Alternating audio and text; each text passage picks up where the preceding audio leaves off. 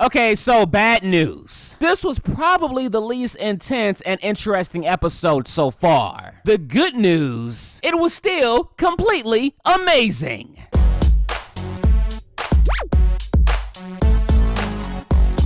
What's going on, YouTube?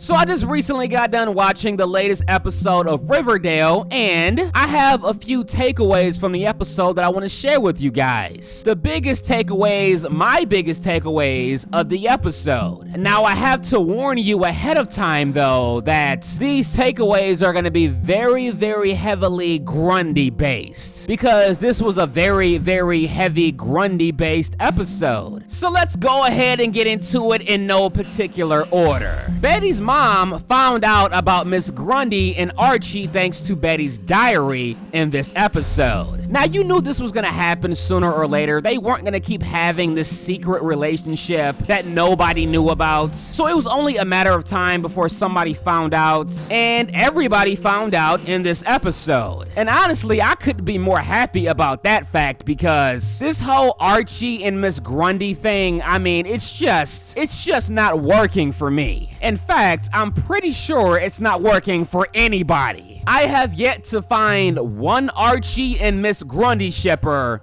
so far. I mean, you want to talk about a toxic relationship. It doesn't get any more toxic than Archie and Miss Grundy. Now, the next takeaway I want to talk about is how sprung that Archie is on Miss Grundy. Now, clearly Miss Grundy has this guy under some kind of love spell or some kind of sexualized spell, as Betty described it, because Archie seems to be delusional enough to actually think that him and Miss Grundy have some kind of bright future together.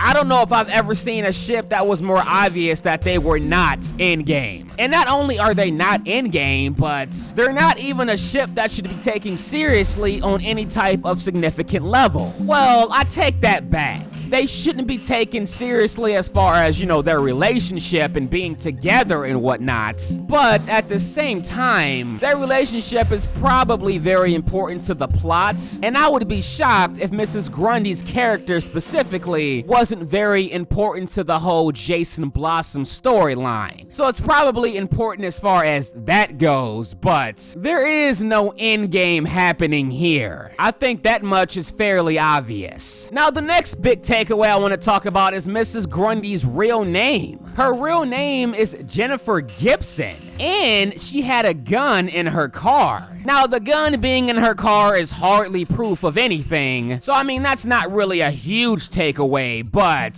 her name being Jennifer Gibson is. Now, of course, she had an excuse ready for this, and she blames it on her being in a very abusive relationship, and when she ended up dropping this abusive relationship and moving, she ended up changing her name. Now, is she telling the truth? I mean, who knows? Like I told you guys in a previous video, something just seems really off about Miss Grundy. I mean, it is possible that the only thing off about her though is she likes chasing guys a lot younger than her. Maybe that's the only thing wrong with her. Or maybe, just maybe, it's a little bit deeper than that. And speaking of Miss Grundy's secrets or things that we didn't know about her before, she also tutored Jason Blossom. So if you thought that Miss Grundy couldn't look any more guilty, well, I mean, here you go. She almost looks too guilty at this point. Kind of how like Cheryl looked too guilty at one point. And you guys know me. If someone looks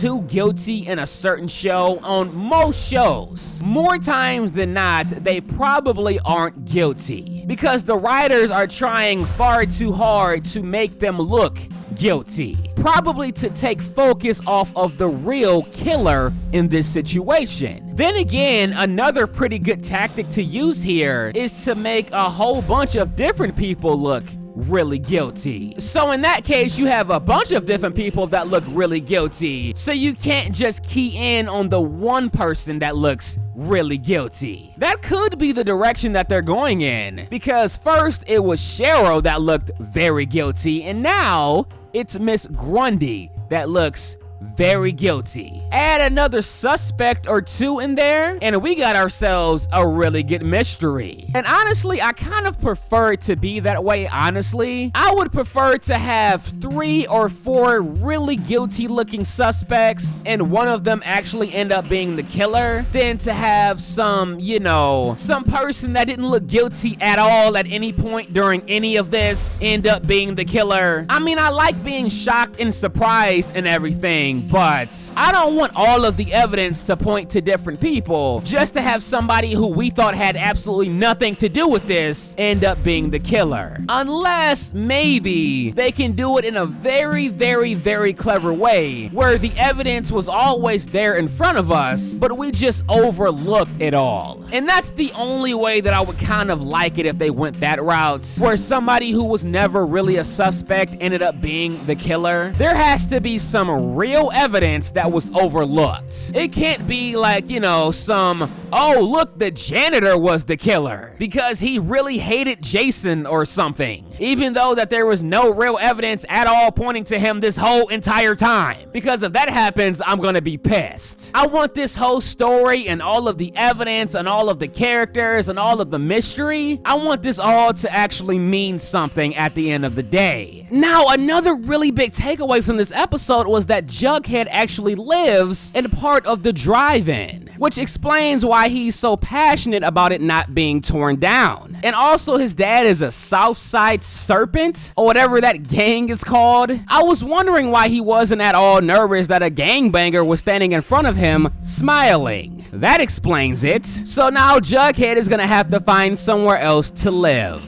Really interested to see where they go with this storyline. And the last big takeaway that I got from this episode is that Archie is a boy. Lucas 2.0. Am I the only one that's starting to really not like his character at all? I mean, let's be honest, people. I mean, the guy is really not that much of a likable character. I mean, the guy barely has more personality than Lucas, and he's like twice as annoying. And for the new viewers who don't know who I'm talking about, well, I'm talking about another show called Girl Meets World, but let's not get into all of that. The point is, I don't think I can ship Betty or Veronica with Archie until he stops annoying me so much and stops being so much of a boy. And according to this last episode, it looks like Grundy is leaving town. But I mean, let's be honest, we know this isn't the last time that we're gonna hear from Miss Grundy. But until Archie can snap out of this love spell that Miss Grundy has him under, I don't think I can like his character. And I certainly don't think that I could ship him with anyone. Now, on the bright side, there wasn't any Veronica and Betty baiting in this episode compared to the last several. And that's a really good thing because I was getting ready to make a really big rant video on that. And I still might if any more Betty and Veronica baiting happens anytime soon. Or ever, for that matter. Because even though we all know Veronica is not ever getting together, they're probably the ship that I like the most so far. Now, I know a lot of you are shipping couples like Betty and Jughead and Veronica and Jughead. But I mean, so far, people, let's be honest, they haven't really had any great scenes together. Certainly nothing that warrants shipping, unless you're just shipping them because they look cute together, which is kind of what it looks like to me. But there has been some spoilers that leaked about some of these ships that I may talk about in a future video. But I'm gonna keep this particular video spoiler free though, so yeah. But let me know what you guys thought about all of this in the comment section below. What role do you think Miss Grundy played in all of this? And has any ship on this show stolen your heart so far? Let me know. But I'm done talking. If you guys enjoyed this video, you know what to do. But as always, until next time.